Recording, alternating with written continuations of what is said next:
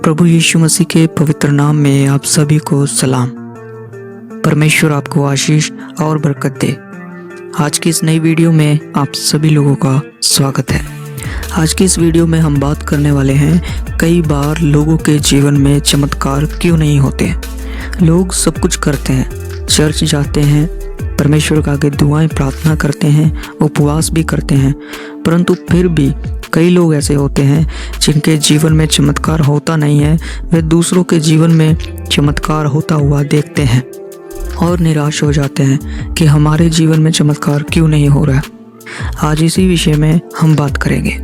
तो अगर आप हमारे चैनल पर नए हैं तो इस चैनल को सब्सक्राइब ज़रूर करें, नोटिफिकेशन बेल को ऑल पर सेट करें ताकि हमारी हर एक आने वाली वीडियो आप तक पहुंच जाए। तो आइए प्रियो, इस वीडियो को शुरू करते हैं।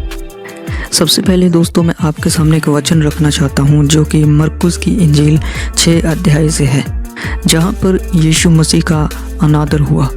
और वह अनादर किस प्रकार हुआ था, इस वचन में लिखा है, जो कि 6 अध्याय और 3 वचन में है। यहाँ पर लिखा है, क्या ये वही बढ़ई नहीं जो मरियम का पुत्र और याकूब, यूनेस, यहूदा और शमौन का भाई है? क्या उसकी बहनें यहाँ हमारे बीच में नहीं रहती? इसलिए उन्होंने उसके विषय में ठोकर खाई। यीशु ने उनसे कहा, भविष्यवक्ता का अपने देश और अपने कुटुंब और अपने घर को छोड़ और कहीं भी निरादर नहीं होता। वहाँ वह कोई सामर्थ का काम न कर सका, केवल थोड़े से बीमारों पर हाथ रखकर उन्हें चंगा किया। और उसे उनके अविश्वास पर आश्चर्य हुआ और वह चारों ओर के गांवों में उपदेश करता फिरा। प्रभु आपको इन वचनों से आशीष दे। दोस्तों, कई बार ऐसा होता है कि हमारे नज़दीकी या हमारे परिवार में परमेश्वर ऐसे लोगों को ठहरा देता है जो कि परमेश्वर के वचन का प्रचार करते हैं, जिनको हम प्रचारक बोलते हैं या परमेश्वर के दास बोलते हैं। इनमें से कोई भी हो सकता है, प्रॉफिट हो सकता है, बाइबल टीचर हो सकता है, इवेंजलिस्ट हो सकता है, वर्शिपर्स हो सकते हैं, प्रार्थना योद्धा हो सकते हैं, कोई भी जो परमेश्वर के बहुत करीबी रिश्ता रखता है और परमेश्वर की सेवा में लगा हुआ है। या हमारे चारों ओर ऐसी चर्चेज हैं जहाँ पर परमेश्वर के दास जो है वे प्रचार करते हैं। कई बार क्या होता है कि लोग जो है वे किसी को पसंद नहीं करते हैं। आज ऐसी बहुत सी चीज़ें होती हैं कि बहुत से लोग बहुत से प्रचारकों को पसंद नहीं करते हैं। इसका कारण ये नहीं होता है कि वे उनको पसंद नहीं करते, इसका कारण ये होता है कि उनके अंदर जलन या ईर्ष्या पाई जाती है। इस कारण वे उस मनुष्य का आदर नहीं करते।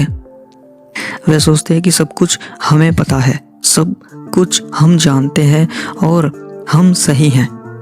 यीशु मसीह जब अपने गांव में आए तो वहाँ पर जब वे प्रचार करने लगे तो सब लोग कहने लगे कि ये तो वही है जो हमारे साथ रहता था।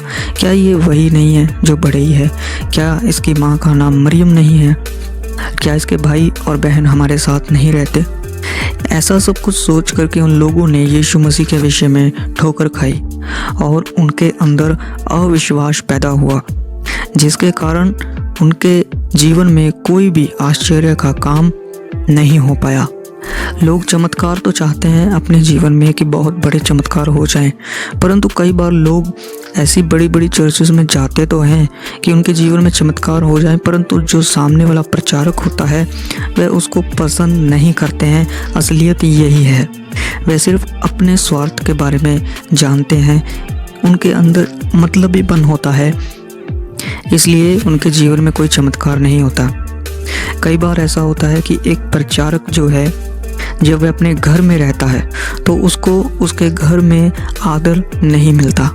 इसलिए बहुत बार ये देखा गया है कि एक प्रचारक की जो फैमिली होती है, ज़्यादातर लोगों की फैमिलीज़ में चमत्कार बहुत कम होते हैं। क्यों? क्योंकि वे सोचते हैं कि ये तो हमारा ही बेटा है या बेटी है, इसको तो हमने ही पैदा किया है। बहुत सी बातें ऐसी मिल जाती हैं और उनके बीच में अविश्वास आ जाता है। यीशु का अनादर यहाँ पर इसी प्रकार हुआ कि उन लोगों ने ये सब बातें सोची और यीशु के विषय में ठोकर खाई।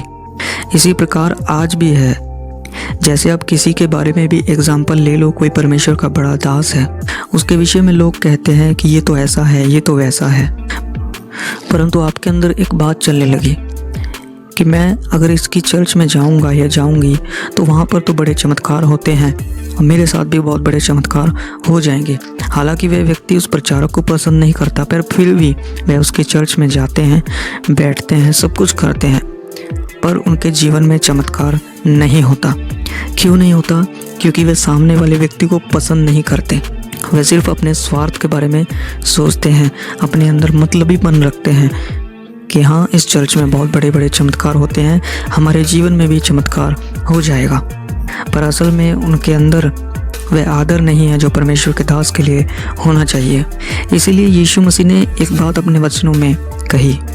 यीशु ने कहा कि ये मुंह से तो मेरा आदर करते हैं, परंतु इनके मन जो है वो मुझसे दूर है। और ऐसा ही होता है।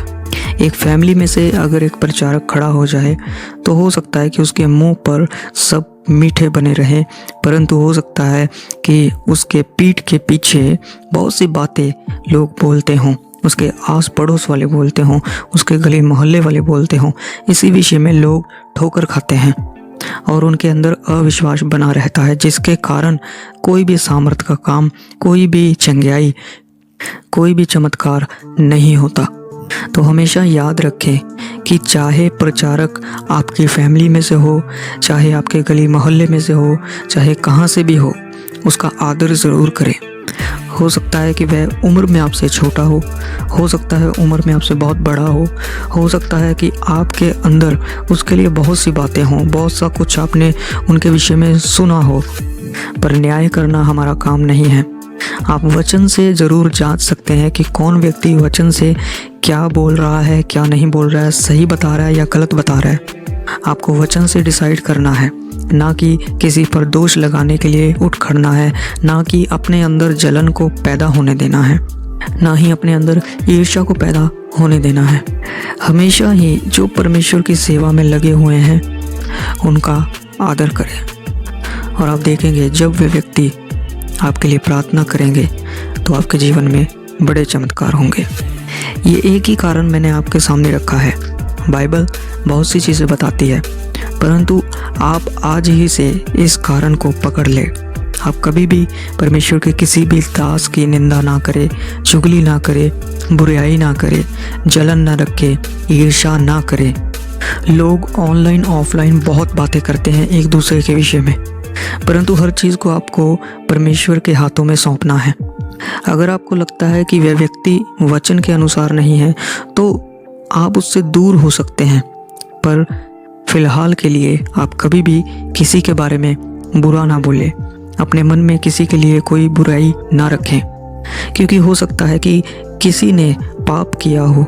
मैं ऐसा नहीं कहूँगा कि किसी से पाप नहीं होता, मान के चलो किसी ने पाप किया और आप उसके पाप के बारे में जानते हैं और आप सोच रहे हैं कि ये तो एक बुरा इंसान है, मैं इसके पास नहीं जाऊंगा, मैं इसके चर्च में नहीं जाऊंगा। पर वह व्यक्ति जो प्रचारक है उसने अकेले में जाकर पर्सनली परमेश्वर के सामने प्रार्थना किया और अपने पापों को मान लिया। जानते हैं वहाँ पर क्या हुआ? परमेश्वर ने उस प्रचारक को माफ़ कर दिया, क्योंकि परमेश्वर दयालु परमेश्वर है।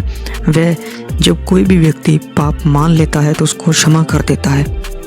पर आपके अंदर उस व्यक्ति के लिए जलन और ईर्ष्या बनी हुई है कि इसने तो बुराई की थी, इसने तो पाप किए थे।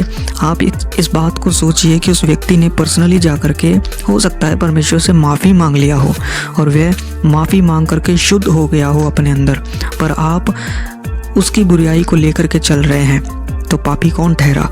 वह व्यक्ति जिसने पाप किया था और जो माफ़ी मांग चुका है, जो शुद्ध हो चुका है, या वह व्यक्ति जो उसकी बुराई को लेकर के अपने हृदय में बैठा है?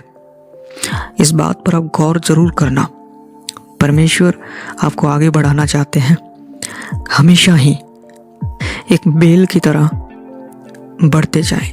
एक बेल को सहारा चाहिए होता है। अगर उस बेल को सहारा मिल जाए ऊपर बढ़ने के लिए, तो उसके साथ चाहे आप एक छोटी सी लकड़ी भी ज़मीन में गाड़ दें, वो बेल उस लकड़ी के सहारे ऊपर चली जाती है। याद रखें, एक बेल की तरह बने। आपको कहाँ भी सहारा मिले, आगे बढ़ने के लिए आगे बढ़ते चले जाएं, ऊंचे होते चले जाएं, परमेश्वर का नाम ऊंचा करते चले जाएं। इन वचनों से आपको आशीष और बरकत मिले। मैं विश्वास करता हूँ कि आज का ये वचन आपके जीवन में बहुतायत से आशीष लेकर के आया है। प्रभु आपको आशीष दे। सबको जय मसीह की।